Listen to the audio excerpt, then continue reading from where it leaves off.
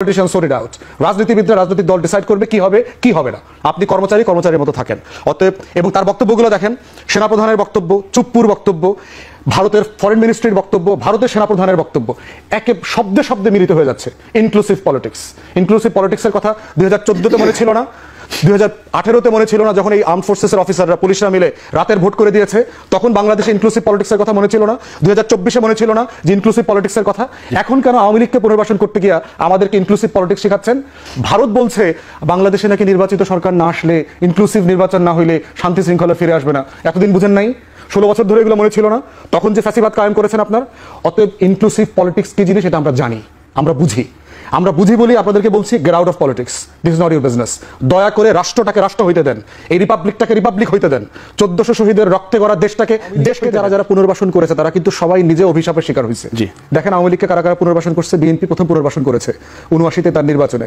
শহীদ president, বাংলাদেশের ইতিহাসের সবচেয়ে সফল রাষ্ট্রনায়ক, তার উদারতার পরিচয় দিতে গিয়ে উনি আওয়ামী লীগকে পুনর্বাসন করেছেন এবং করতে গিয়ে ওনাকে জীবন দিয়ে এটার মাসুল দিতে হয়েছে।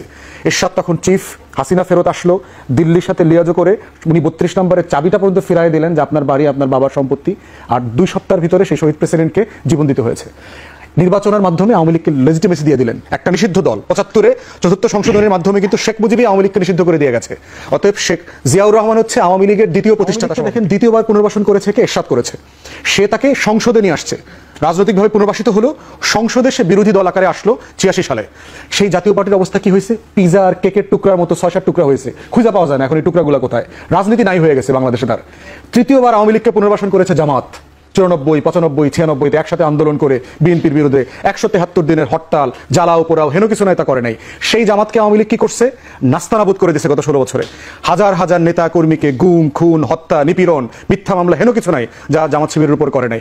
চতুর্থবার আওয়ামী লীগকে পুনর্বাসন করেছে 111-এর সরকার। বাংলাদেশের দালাল ব্যুরোক্রেসি, বাংলাদেশের দালাল মিলিটারি অফিসাররা, আর্ম ফোর্সেসরা, গণমাধ্যমরা, সুশীল সমাজরা মিলে সেইখানে বাংলাদেশে আওয়ামী লীগ কি করেছে? গণমাধ্যমের টুটি চেপে ধরেছে, আমার সিভিল ব্যুরোক্রেসি নষ্ট করে দিয়েছে, মিলিটারি ব্যুরোক্রেসিকে নষ্ট করে দিয়েছে, রাষ্ট্রের প্রত্যেকটা কাঠামো ধ্বংস করে দিয়েছে। অতএব আওয়ামী লীগ হচ্ছে একটা অভিশপ্ত রক্তধারার নাম। অতএব যারা পুনর্বাসন করবেন তাদেরকে বলবো ইতিহাস থেকে শিক্ষা নেন।